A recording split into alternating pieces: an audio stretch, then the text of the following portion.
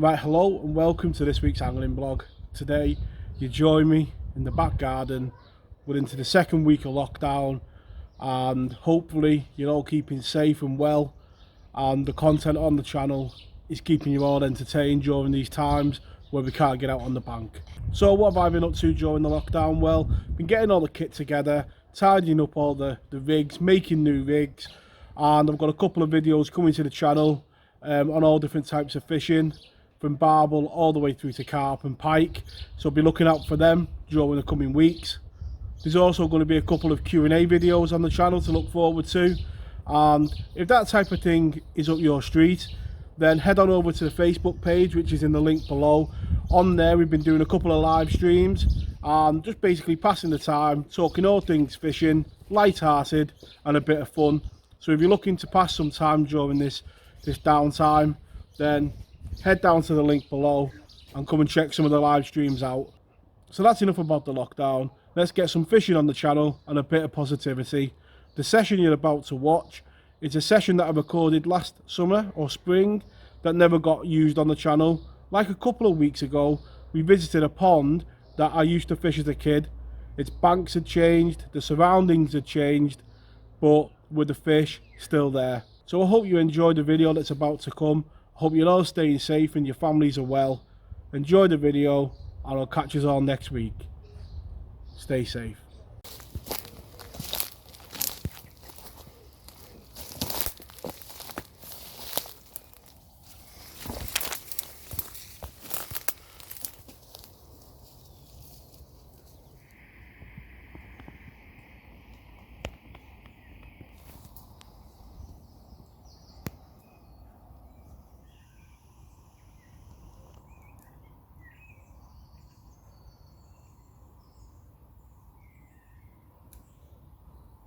Right, so hello and welcome to this week's angling blog. Today you join me on the banks of a small overgrown little pond that I used to fish as a kid. Back then it was in the middle of an open field, as you've seen at the start, but slowly but surely, you know, houses are being built on all the green belts and it's all closing in.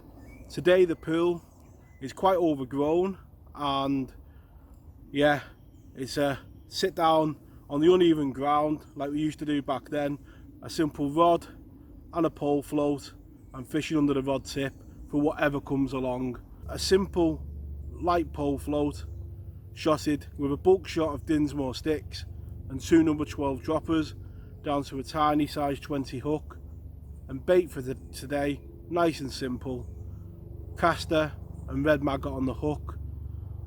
And as you can see by the little side tray at the side, sometimes fishing you don't need much tackle at all. A simple disgorger, some line for a hook link and a few bits and pieces to get us by. So let's make that first cast. So on the blog over the years you've seen me make a few first casts, but today's has got that bit of excitement to it.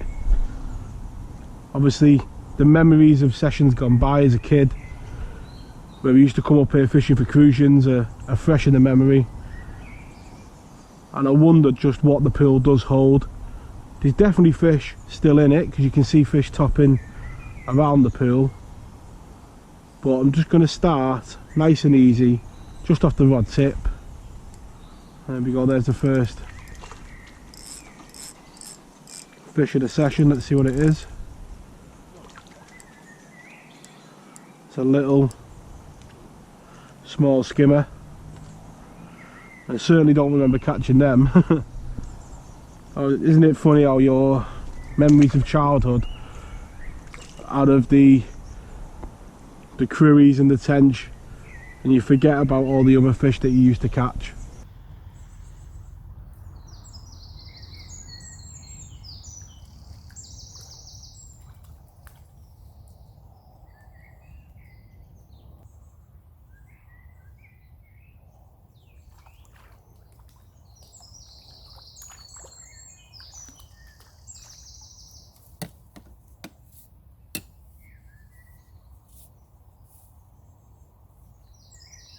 Third skimmer of the day, and that's what it's been so far. It does seem like there's a few of these in the pool.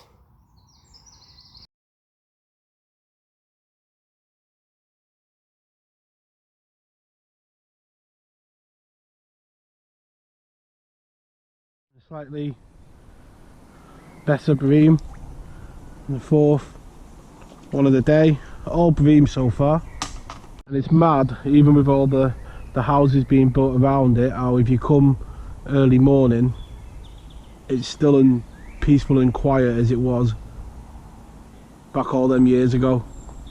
I say it's a lot more overgrown, a lot more residential around the pool,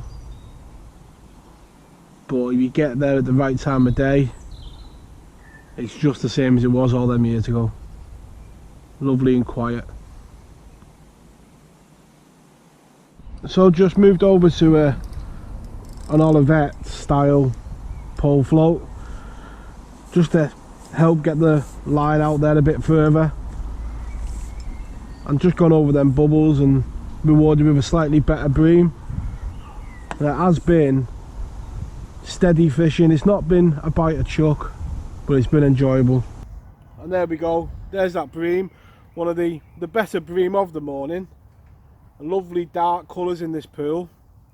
The water has got a tinge of colour to it, so I imagine that's why they do have this brown hue to them.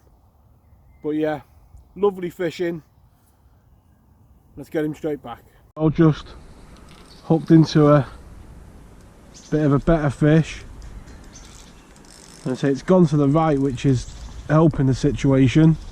Hopefully he doesn't decide to go to the left under the tree, to put a bit of teddy on him, keep him moving. The swim did go really quiet, and we had them bubbles come up in the swim, which suggested there was a better fish about. It looks like a small carp. And there we go. And there we go. What a lovely little wild carp that is. Feisty in the fight, but a lovely bar of gold. And who knows what else could be in this pool. As I say, as a kid I remember him being crucians, but that is a lovely fish, that. Let's get it straight back.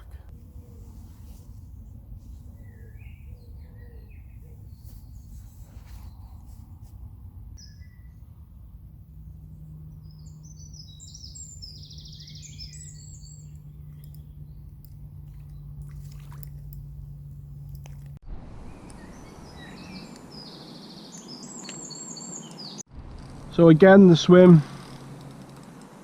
went a bit quiet and hooked into this. Don't think it's a carp. In fact, I don't know what it is, to be honest with you. It looks like a big roach. It is, I think. It just shows what these little pools hold. You can hold some special fish. Real surprises, like the carp, maybe not so much of a surprise, but if we get this one in, it looks an absolutely beautiful fish. And there we go, what a lovely fish that is. A lovely roach, and just shows that these pools can hold some special fish. They are places where the fish thrive through neglect. And what else does this pool hold?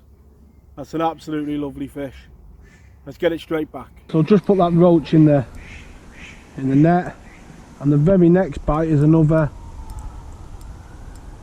better fish, and judging by the bubbles coming up, I've got a funny feeling I know what this fish is.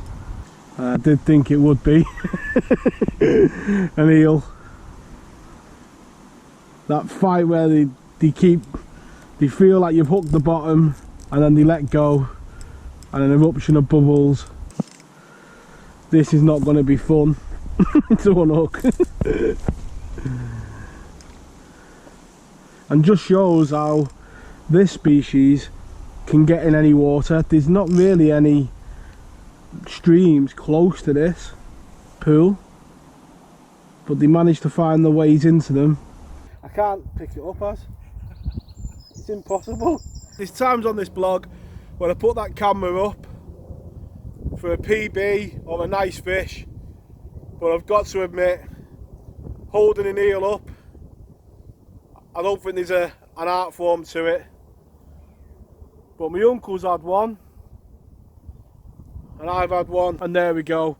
What a fish to end the blog on.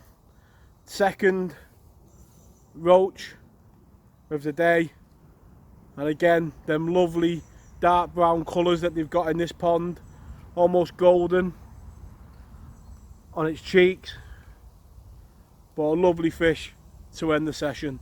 Right, so the session comes to an end there now. What a lovely trip down memory lane that was. Them lovely roach, few skimmers and bream, that carp, which I'm sure's got a story to tell, and of course them eels.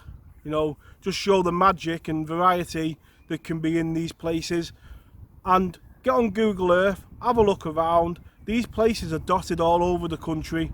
They might not be in the open fields that they once were in, more in, you know, the suburban areas of towns and cities, but believe you me, they're there, and you can have an enjoyable day's fishing. Tight lines in your own fishing, lads, and I'll catch you all next week. Tight lines.